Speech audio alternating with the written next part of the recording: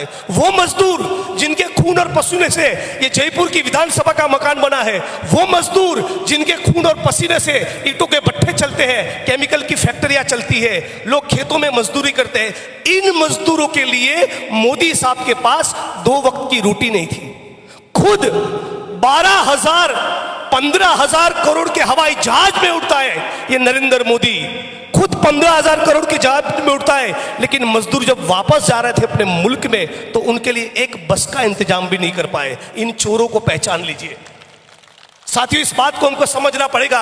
आज ये कह रहे हैं मेरी बहनों और माताओं को कि 450 रुपए में गैस का सिलेंडर देंगे। अरे बगल में गुजरात में आपकी सरकारें दीजिए ना, कल सुबह से देना चालू करो ना, तुमको कौन रोक रहा है?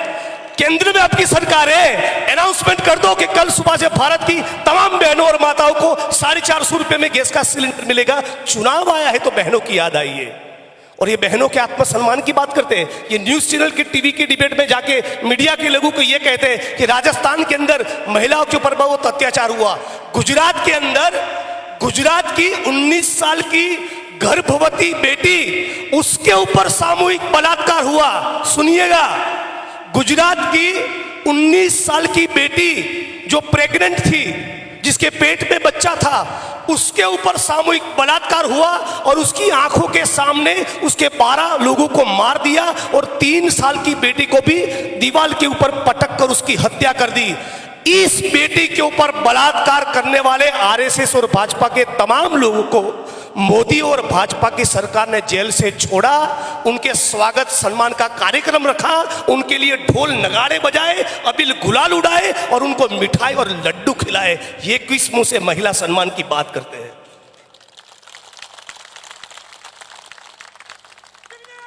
आज साथियों हमने देखा मणिपुर के ऊपर, मणिपुर और मिजोरम जहां पर चुनाव है, वहां क्यों अमित शाह नहीं जा रहे?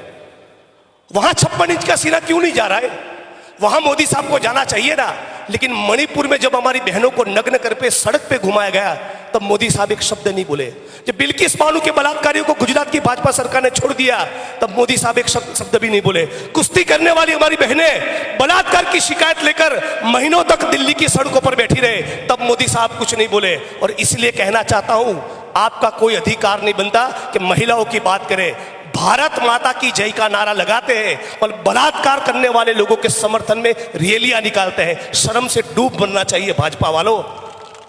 और भारत माता से अतुल भाई की एक बात मुझे याद आ रही है, जब देश में स्वतंत्रता का आंदोलन चल रहा था, ज्योतिबा फुले, रामास्वामी पेरियार, डॉक्टर बाबा साहब अंबेडकर, शहीद आजम भगत सिंह, सुखदेव, राजगुरु, अशफाक उल्ला खान, राम प्रसाद बिस्मिल, चंद्रशेखर आजाद, सुभाष चंद्र बोस, ये तमाम लोग, गांधी, सरदार पटेल, मौलाना आजाद, सभी जाति और धर्म के लोग जब स्वतंत्रता के आंदोलन में हिस्सा ले रहे थे, अपने बलिदान देने को तैयार थे, 23 साल की छोटी सी उम्र में भगत सिंह फांसी के तख्ते पर चढ़ गए, तब ये आरएसएस और भाजपा के लोग क्या कर रहे थे? अंग्रेजों की चापलूसी कर रहे थे, अंग्रेजों की मुखबिरी कर रहे थे। भगत सिंह, गांधी, सरदार पटेल और सुभाष चंद्र बोस के साथ गद्दारी कर रहे थे, उनकी खबर अंग्रेजों को पहुंचा रहे थे। हमारे मुल्क के लोग, हमारे सारे नेता, कांग्रेस पार्टी के सिपाही छाती पर गोली खाने की तैयारी के साथ वंदे मातरम और भारत माता का जयकारा करते थे, तब ये दलाल और गद्दार आरएसएस के लोग, भाजपा के लोग क्या कर रहे थे? तब वो अंग्रेजों का पेंशन खा रहे थे, पेंशन।